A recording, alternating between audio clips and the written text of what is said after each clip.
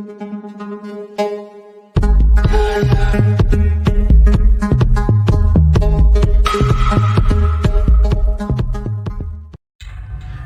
apa kabar? Semoga kamu dan keluarga semuanya dalam keadaan sehat ya. Ferris Channel kali ini akan menceritakan sebuah film thriller suspense yang berjudul The Game. Film ini menceritakan seorang pengusaha kaya raya yang bernama Nicholas Van Orton mendapat hadiah ulang tahun dari adiknya, yaitu berupa partisipasi permainan yang aneh dan mengacaukan kehidupannya.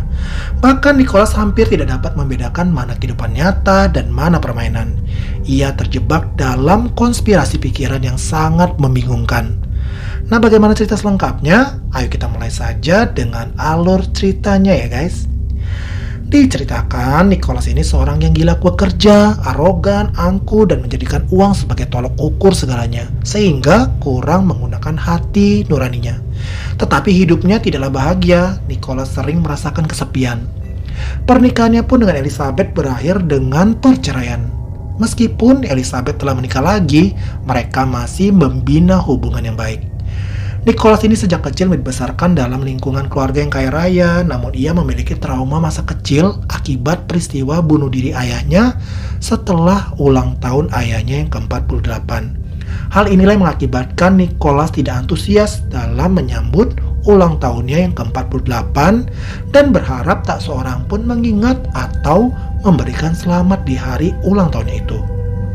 Nicholas ini memiliki adik yang bernama Conrad yang pernah direhabilitasi akibat kecanduan narkoba. Conrad ini suka bersenang-senang dan lebih suka meminta uang kepada Nicholas daripada mencari uang sendiri. Pada suatu hari, Nicholas dan Conrad ini janjian bertemu di sebuah restoran mewah. Lalu Conrad memberikan sebuah kartu undangan sebagai hadiah ulang tahun Nicholas. Conrad menyarankan Nicholas untuk bergabung dengan CRS atau Customer Recreation Services, yaitu sebuah klub yang menawarkan jasa hiburan permainan bagi anggotanya. Conrad merekomendasikan kepada Nicholas karena ia sendiri telah mencoba jasa tersebut dan mendapatkan pengalaman yang luar biasa. Awalnya Nicholas menolak karena Conrad tidak menjelaskan seperti apa sih persisnya jenis permainan dilakukan oleh CRS ini, tetapi Conrad berusaha meyakinkan Nicholas untuk mencobanya. Pada malam harinya, Nicholas menerima telepon dari Elizabeth. Meski mereka telah berpisah, tetapi Elizabeth masih bersimpati kepada Nicholas. Ia khawatir kalau Nicholas masih terus mengingat peristiwa ayahnya yang bunuh diri.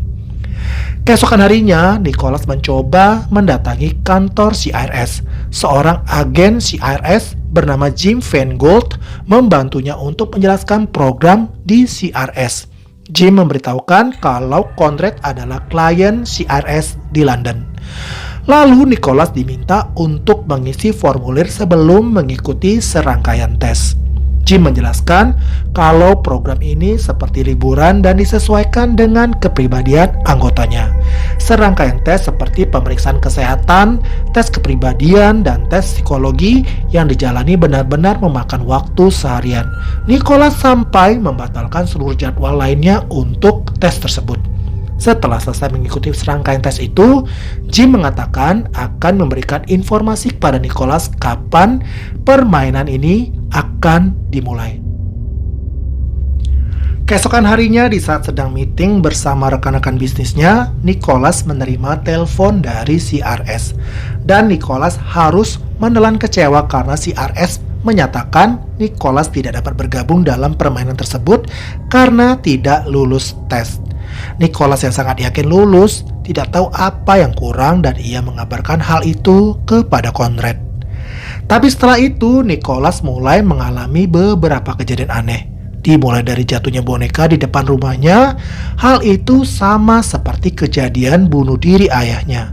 Lalu, Nicholas membawa boneka itu masuk dan ia menemukan kunci yang bersimbol CRS di mulut boneka itu. Keanehan berikutnya, televisi yang sedang menayangkan sebuah berita, tiba-tiba saja pria pembawa acara berita itu seakan berbicara kepada Nicholas, kemudian menjelaskan aturan-aturan dasar permainan CRS. Lalu Nicholas juga menemukan ada sebuah kamera di dalam mata boneka itu. Lalu Nicholas merusak kamera itu. Tak berapa lama, pria di televisi itu memberikannya nomor telepon layanan darurat CRS yang bisa dihubungi 24 jam. Nicholas merasa tidak aman sejak itu. Ia menjadi selalu waspada. Nicholas merasa dalam segala hal hidupnya telah terancam. Bisnis, reputasi, keuangan, bahkan nyawanya sendiri. Hingga akhirnya Nicholas ini bertemu dengan Christine, pelayan di restoran mewah langganannya, yang tidak sengaja menumpahkan minuman ke baju Nicholas. Christine pun dipecat karena kecerobohannya itu. Sejak itu, Nicholas jadi banyak berinteraksi dengan Christine. Mereka mengalami kejadian demi kejadian yang diciptakan CRS sebagai bagian dari permainan. Mereka terjebak di dalam basement rumah sakit dan juga terjebak di dalam lift. Mereka mengalami serangkaian peristiwa aneh, menegangkan, dan berbahaya akibat ulah permainan CRS. Saat mereka berpisah, Christine mengaku kalau ia dibayar seseorang sebesar $400.000 untuk menumpahkan minuman ke baju Nicholas.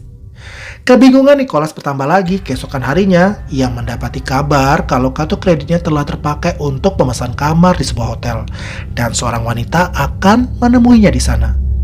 Di saat masuk ke kamar hotel yang sudah dipesan itu, alangkah kagetnya Nicholas melihat banyak foto-foto pribadinya yang bersama wanita.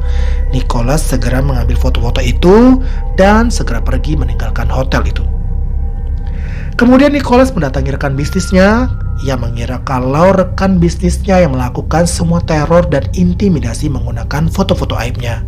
Tapi rekan bisnisnya yang bernama Anson Bear menjawab kalau ia tidak melakukan itu. Nicholas yang merasa was-was berusaha mencari informasi tentang CRS serta melacak keberadaan Christine yang ia curigai mempunyai kaitan dengan CRS. Ketika Nicholas sampai ke rumah, ia mendapati rumahnya gelap gulita. Nicholas curiga ada penyusup yang masuk ke dalam rumahnya. Nicholas langsung mengambil pistol dan tak lama setelah itu ia menemukan banyak tulisan-tulisan menyala di dinding rumahnya. Dan terdapat surat yang menempel di mulut boneka. Tulisan itu mengingatkan Nicholas akan kematian ayahnya. Nicholas langsung menelpon 911, tetapi belum sempat telepon tersambung, tiba-tiba Conrad datang dan mengagetkannya. Dan mereka segera pergi dari rumah. Conrad mengatakan kalau CRS juga menerornya dan akan menghancurkan hidup mereka berdua. Conrad juga mengatakan kalau CRS akan memeras mereka. Lalu Nicholas dan Conrad bertengkar karena saling mencurigai keterlibatan salah satu di antara mereka dengan CRS. Conrad yang marah lalu meninggalkan Nicholas. Nicholas makin tidak paham dengan apa yang sebenarnya terjadi. Karena mobilnya mengalami pecah ban, ia pun memutuskan untuk kembali ke rumah dengan menggunakan taksi. Tetapi taksi yang ditumpanginya ini malah membawanya ke tempat lain. Dan ternyata sopir taksi itu adalah orang dari CRS. Kemudian mobil taksi itu melaju kencang dan tiba-tiba saja sopir taksi itu melompat keluar dari mobil, membiarkan mobil itu tercebur ke laut bersama Nicholas yang terjebak di dalamnya. Untunglah Nicholas berhasil keluar dari taksi itu. Lalu Nicholas melaporkan hal itu kepada polisi. Tetapi ketika polisi memeriksa kantor CRS, kantor itu sudah kosong, guys. Bahkan mobil taksi yang nyaris membunuh Nicholas itu pun tidak ditemukan. Setelah mencari, alamat Christine pun ditemukan. Nicholas langsung mendatangi rumah Christine. Dan setelah bertemu Christine, Christine mengatakan kalau ia tidak tahu apa-apa tentang CRS.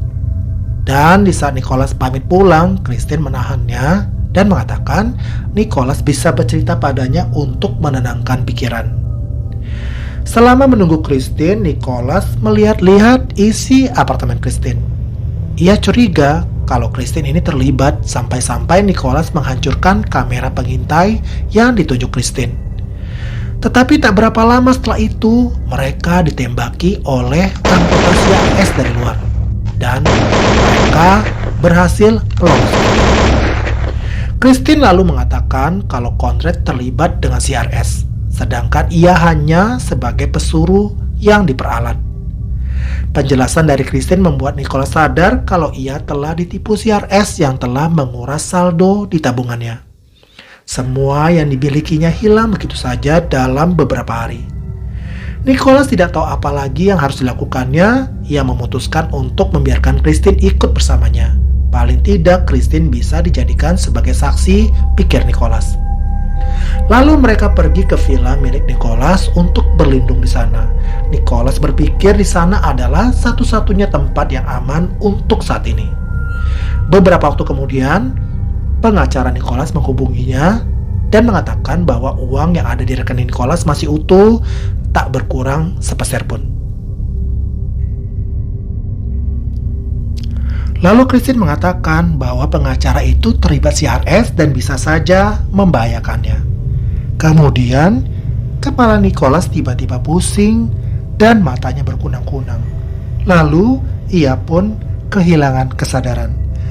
Ternyata, Christine telah mencampurkan obat tidur di dalam minuman Nicholas. Dan di saat Nicholas ciuman, ia sudah berada di dalam peti yang terkubur di sebuah pemakaman di Meksiko. Nicholas juga kehilangan dompet yang berisi uang, ATM, kartu kredit, dan kartu identitasnya. Satu-satunya barang berharga yang ia miliki saat ini adalah jam tangan pemberian mendiang ibunya. Nicholas terpaksa menjual jam tangan itu untuk membeli makanan dan tiket bus ke perbatasan kota, karena uangnya tidak cukup untuk membeli tiket sampai ke San Francisco. Lalu Nicholas mencoba mencari tumpangan sampai ke San Francisco, tetapi sungguh malang nasibnya karena tidak ada yang mau menolongnya. Dan setelah lama menunggu, akhirnya Nicholas mendapatkan tumpangan menaiki sebuah truk yang akan menuju San Francisco. Singkat cerita, akhirnya Nicholas sampailah di San Francisco dan ia sampai di depan rumahnya. Nicholas mendapati gerbangnya digembok dan ada tulisan kalau rumah itu dijual. Nicholas mencoba memanjat gerbang rumahnya itu. Nicholas pun sangat sedih karena harta kekayaan yang selama ini ia miliki telah lenyap begitu saja. Lalu Nicholas mencari Conrad ke hotel tempat Conrad tinggal, tetapi ia mendapat info dari manajer hotel itu kalau Conrad sedang dirawat di rumah sakit karena gangguan saraf. Dan lokasi rumah sakit itu pun sangat jauh dari sana. Karena semua mobil yang telah disita, Nicholas menghubungi lalu menemui Elizabeth untuk meminjam mobilnya. Nicholas berniat untuk mencari Jim Feingold, pria yang ia temui saat menjalani serangkaian tes di CRS dulu. Akhirnya Nicholas menemukan Jim di sebuah kebun binatang. Nicholas memaksa Jim untuk mempertemukannya dengan penanggung jawab CRS. Dengan ancaman pistol, mau tak mau Jim menuruti Nicholas.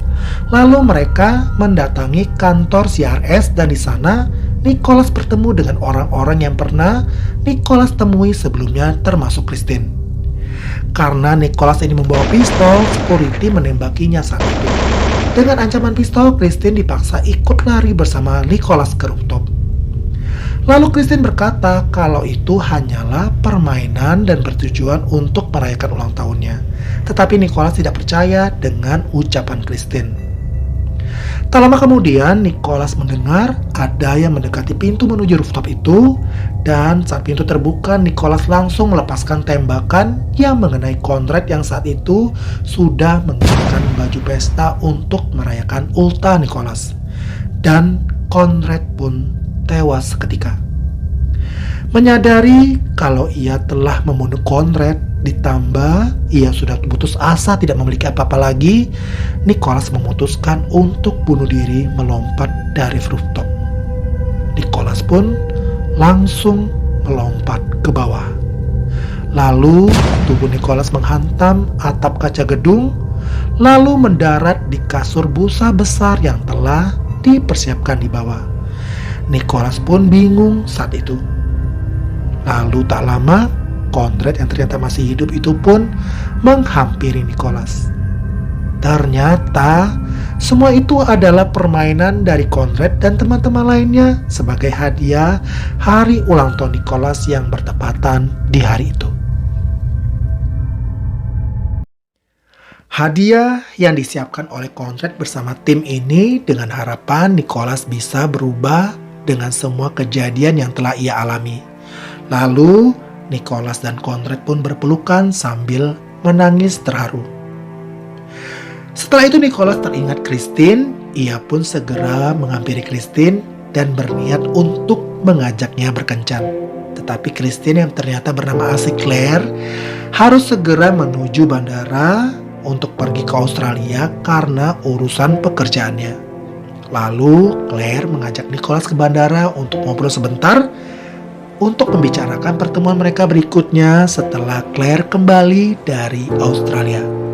Dan film ini pun berakhir. Nah, film ini menceritakan tentang sosok Nicholas yang selama ini angkuh, tertutup, dan kurang menghargai orang lain. Meskipun sikapnya dingin dan tak mudah percaya kepada orang lain, namun ia begitu menyayangi Conrad seburuk apapun kelakuan adiknya itu. Perlahan sikap dan karakter Nicholas mulai berubah atas berbagai pengalaman yang ia alami. Berawal dari kerasnya hati dan egoisme, serta cenderung merendahkan orang lain, mulai berubah saat ia berada di Meksiko dengan pakaian lusuh tanpa memiliki uang dan kartu identitas. Ia merasakan bagaimana orang-orang tidak memperdulikannya saat itu. Segala proses yang dilalui Nicholas telah berhasil mengubahnya. Dan film ini mengingatkan kita semua kalau kita tidak boleh sombong, harus selalu rendah hati dan menghargai orang lain. Nah, sekian dulu alur cerita kali ini ya guys. Bagaimana menurut kalian ceritanya? Ketik di kolom komentar ya. Oh ya, yang belum subscribe, jangan lupa subscribe ya guys, supaya saya semakin semangat untuk membuat video-video berikutnya. Dan terima kasih buat kamu yang sudah nonton.